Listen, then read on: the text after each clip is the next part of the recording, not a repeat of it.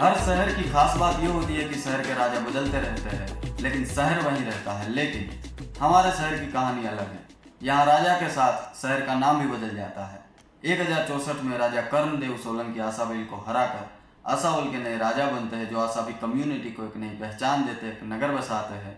और यही आशावल आगे जाकर बनता है कर्णावती। और कर्णावती के ज़माने की अगर आपको जिंदा मिसाल देखनी है तो आप जा सकते हो Mata Kaushalya Devi temple. And today we have the oldest temple in Ahmedabad, Mata Kaushalya Devi temple.